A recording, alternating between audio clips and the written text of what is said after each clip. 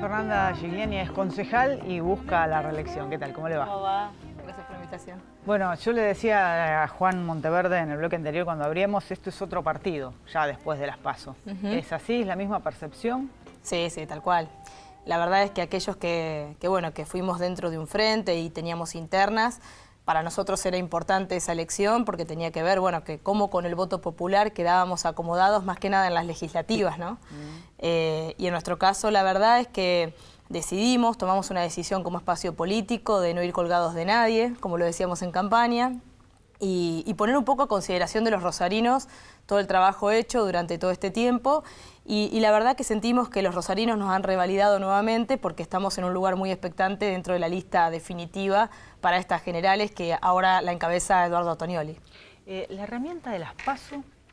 Para mí son herramientas absolutamente válidas. Yo siempre digo que no sería concejal si no fuese por las PASO. En otro momento, 2 dirigentes, 3 dirigentes se encerraban en una habitación y decidían cuál era la lista a competir. Y muchas veces esa lista no era verdaderamente representativa de la sociedad. A mí me parece que la herramienta de las PASO, por eso no coincido con la mirada de algunos, es válida, es absolutamente válida. Vamos todos a la cancha y con el voto popular se define realmente cómo queda la lista conformada, la lista definitiva. Sí creo que hay algunas cuestiones que modificar. Cuando uno observa que dentro, por ejemplo, del Frente Juntos hay actores que habían encabezado otras listas y que ni siquiera aparecen en la lista definitiva, creo que hay que revisar algunas cuestiones de pisos y demás. Me parece que hay que revisarlo porque alguien que ha tenido alrededor de 6.000 votos, la verdad que se merece, por representación popular, por lo menos formar parte de una lista definitiva. Y eso no ocurre con el actual sistema. La PASO permite que el que no está afiliado vote, participe de una interna. Juan Monteverde en el bloque anterior decía que no estaba de acuerdo con el mecanismo de las PASO, que los partidos políticos deberían resolver cómo y qué integrantes de las listas. Ahora, la discusión previa a las PASO fue, los partidos políticos definen lo que tiene más peso, el resto en la interna pierde siempre. Exactamente, pero bueno, de hecho, aquellos que muchas veces se especulan, no en todos los casos, pero muchos que especulan, deciden ir por afuera justamente para no someterse al sistema de las PASO. En nuestro caso, si vos ves lo que hoy es el Frente Juntos, es el Partido Justicialista con 14 partidos más. Con lo cual me parece absolutamente válida la herramienta de la interna y de la primaria. Fernanda, si hablamos del trabajo en el Consejo y ejes de gestión, ¿y qué se puede hacer en concepto de ideas que después se apliquen a la ciudad de Rosario? Más allá, después te voy a preguntar por el marco económico y algunos déficits en general. Yo estoy convencida, soy presidenta de la Comisión de Planeamiento. Estoy convencida de que hay que priorizar no solamente la distribución de las últimas tierras urbanizables que quedan en la ciudad, cuál es el uso que le queremos dar a esas tierras. Vengo bastante decepcionada en este último tiempo en el Consejo Municipal por cómo muchas veces el Consejo es utilizado por actores externos como una escribanía, donde aquello que está fuera de normativa logran sacarlo, logran sacarlo por el Consejo Municipal y me preocupa mucho la actitud que han asumido algunos bloques en particular y muchas veces me sorprende que a veces lo digo, parezco yo concejala del oficialismo, digamos, termino yo defendiendo los dictámenes de algunas reparticiones municipales que muchas veces son negativos a estos pedidos de estos particulares y que logran que en el Consejo Municipal salgan con mucha naturalidad y siempre digo que cuando ni siquiera los concejales pueden explicar por qué toman determinadas decisiones, cuando vos en una sesión donde se toca un tema que es importante, donde la decisión del Consejo va a mejorar notablemente la ecuación económica de ese empresario, y ni siquiera quienes votan por eso pueden decir por qué votan, empiezan a generarse suspicacias. Yo siempre digo que si uno mira las series de Netflix, ¿quién está preso siempre? El presidente de la Comisión de Planeamiento, algún integrante de la Comisión de Planeamiento o algún secretario de Planeamiento. Digo, estamos hablando de áreas que generan muchísimo dinero, que mueven gran parte del dinero de nuestra ciudad y que me parece que el mensaje más importante es que las normas que nosotros nos dimos, porque tenemos un código urbano bastante nuevo, se puede decir, 2012, 2013 y 2008 la primer parte del primer anillo y el área central, son normas medianamente nuevas, son reglas que nos autoimpusimos como ciudad y que deben ser respetadas y que tienen que ver... Además tuvo sus discusiones, Por ¿no? supuesto, largas discusiones. Los pedidos de exceptuar algunas normativas vigentes siempre están en las zonas más lindas o más caras de la ciudad, si Generalmente. se quiere. generalmente, sí. La mayoría. Exacto. Después, en los barrios, vos fíjate cómo, por ejemplo, hoy se da en Empalme. En Empalme hoy, obviamente por una restricción, por la mancha de inundabilidad, hoy los vecinos de Empalme no pueden ni siquiera hacer una habitación para su hijo en la planta alta. Estas son las contradicciones que tenemos como ciudad, ¿no? Y de repente un empresario, porque es amigo de tal concejal o tiene algún contacto en el consejo, logra que se le permita, por ejemplo, reactivar un permiso que estaba hecho con el viejo código urbano y de repente se le dan 6 pisos de más en una construcción. Y nadie ni siquiera explica por qué. Entonces, ese tipo de arbitrariedades nos hace mal como ciudad. Esto es lo que te digo. Hay normas que nos autoimpusimos y que no tienen que ver con solamente la ecuación económica del empresario. Tiene que ver con una mirada humana de nuestra ciudad, de cómo construimos la ciudad y cómo también pensamos en la seguridad jurídica, no solamente de los empresarios, sino también de los vecinos, que en algún momento le dijeron, mira, vos vivís en Arroyito, bueno, ahí se puede construir planta baja y 2 pisos, y de repente se te hace una torre, y la verdad es que los vecinos también vienen a reclamarnos qué es lo que pasó. Claro. ¿No? Entonces, yo tenía una normativa vigente y ahora me pusieron un edificio. Exactamente. Y me parece que como ciudad no nos hace bien la arbitrariedad, no nos hace bien la ilegalidad, no nos hace bien el privilegio. Y también incluso pensando en inversiones, tampoco algunos empresarios deciden invertir en nuestra ciudad cuando ven esto, ¿no? Que las normas urbanísticas se manejan de manera arbitraria. ¿Qué falta en materia de urbanismo, de grandes obras para el desarrollo de la ciudad? Y ya no te hablo del centro, de las avenidas, en general, saliendo de los primeros anillos de las avenidas. Mira, siempre digo que cuando surgen las normas urbanísticas, surgen pensando en la salubridad de la población.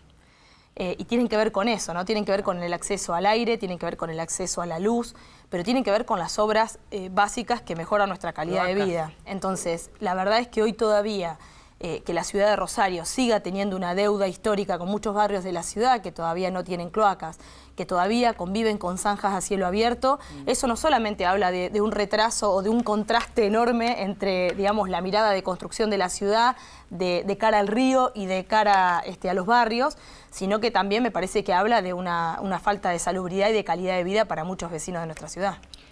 Estamos en una situación económica endeble, que preocupa, mucha gente que no le alcanza el sueldo y Rosario tiene una característica como las grandes ciudades, digo Buenos Aires, Córdoba, Mendoza, los grandes anillos, de muchísima gente viviendo en villas, con nada además, ¿no?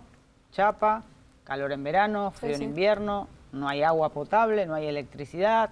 Tenemos arriba de 200.000 familias viviendo en asentamientos informales en la ciudad de Rosario. ¿Qué se hace con eso?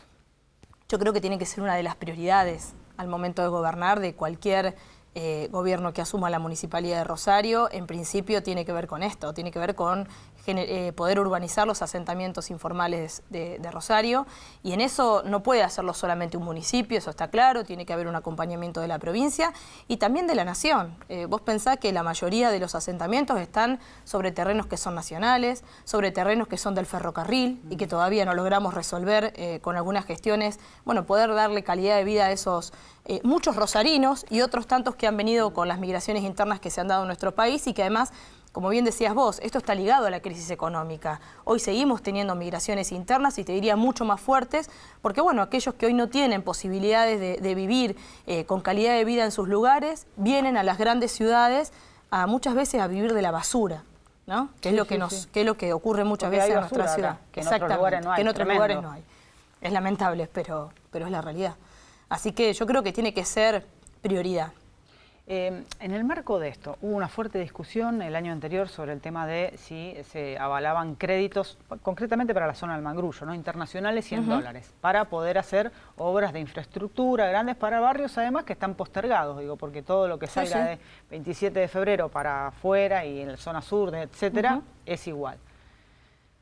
¿Cuál es la posición o qué mirada, digo? Créditos internacionales, y yo ya no te pregunto sí o no, ¿con qué características? Porque obviamente cualquier municipio, provincia o nación es válido el tema de contraer créditos para obras grandes de infraestructura que después se paguen a lo largo de los años y no solo en una gestión. Bueno, había una posibilidad concreta, estaba el proyecto presentado, nosotros fuimos uno de los bloques que lo acompañamos. Es imposible poder avanzar en una reformulación y reordenamiento de todo lo que es la zona del Mangrullo y del Saladillo si no es con un crédito internacional.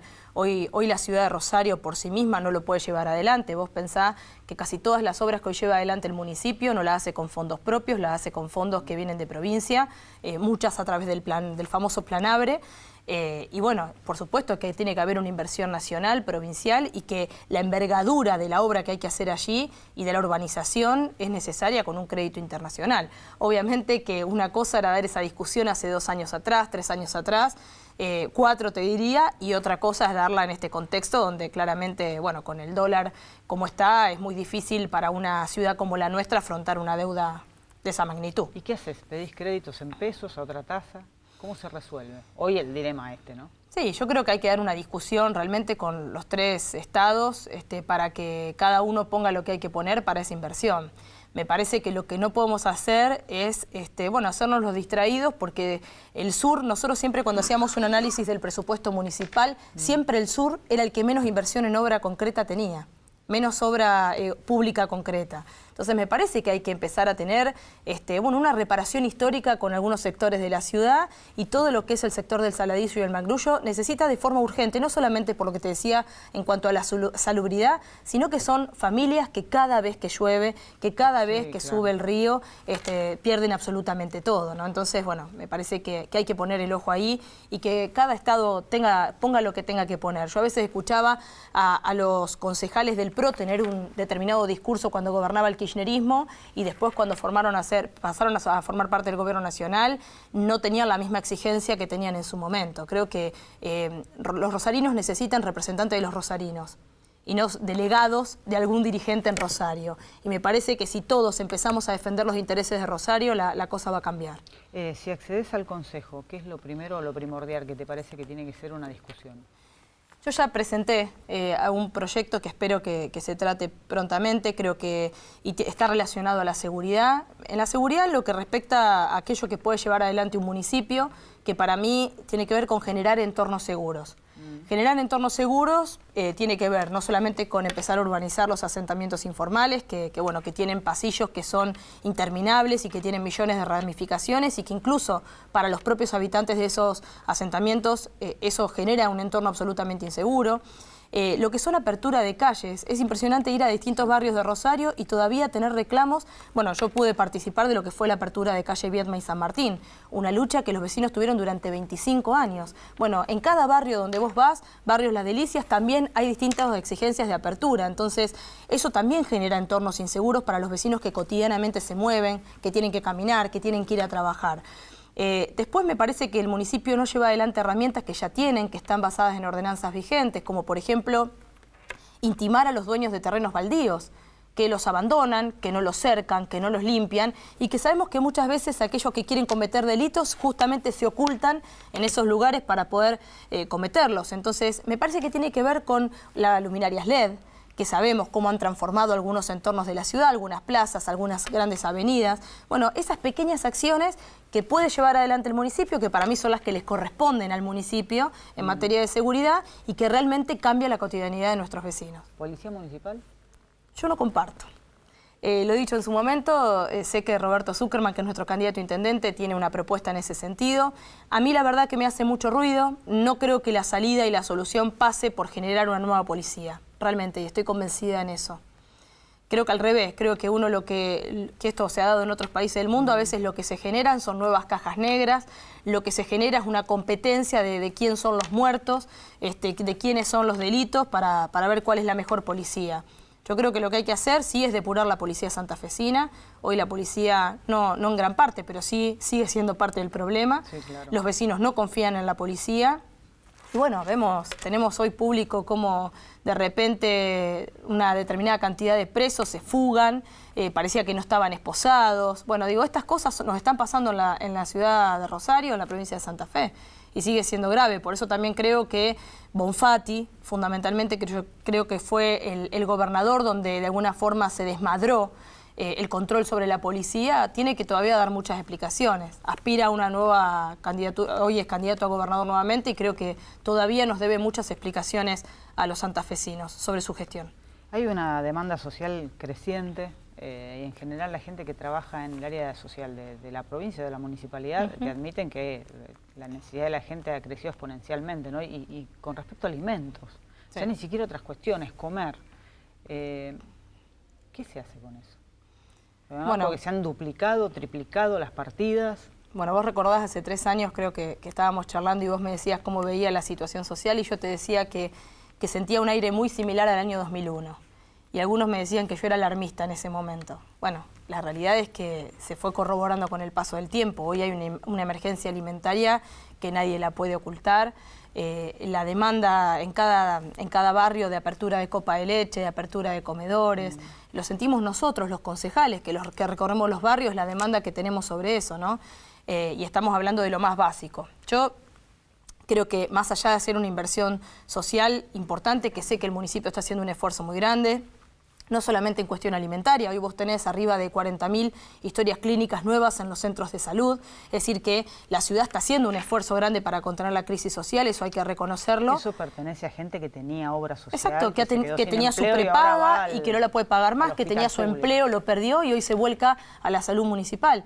Pero yo sí creo que esto, pensando en cómo resolverlo de fondo, creo que la oportunidad la tenemos ahora en las primarias y las tenemos después en octubre para cambiar el actual gobierno nacional y que venga un gobierno nacional que realmente piense en las mayorías y que no piense en la timba financiera y en beneficiar solamente a sus amigos, que es lo que está ocurriendo con el actual gobierno macrista.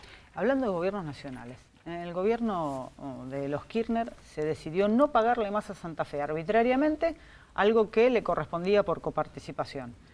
Santa Fe fue la primera provincia que hizo una demanda judicial.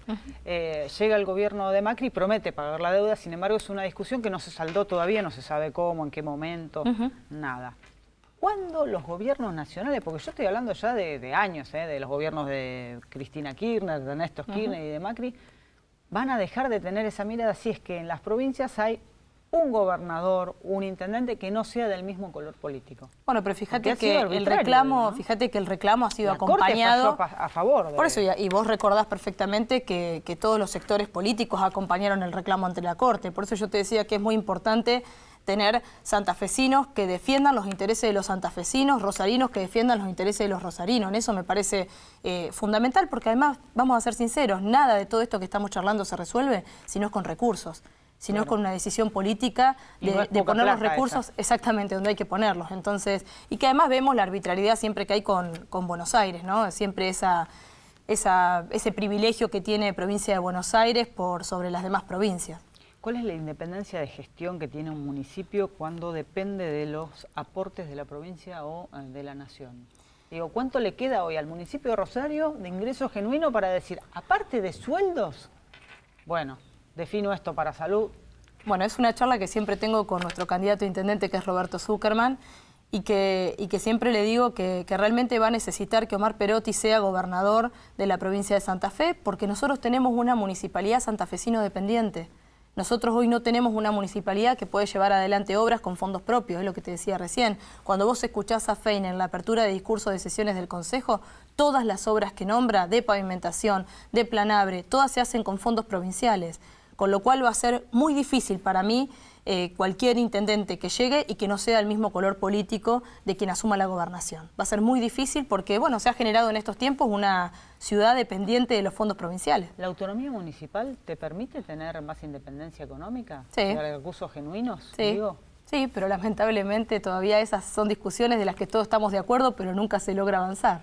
Bueno, hay que preguntarle a la legislatura santafesina, ¿no? Exactamente, exactamente. ¿Es una herramienta que estarías a favor? Sí. ¿De la discusión? Sí. ¿Por qué crees que no se ha dado hasta ahora?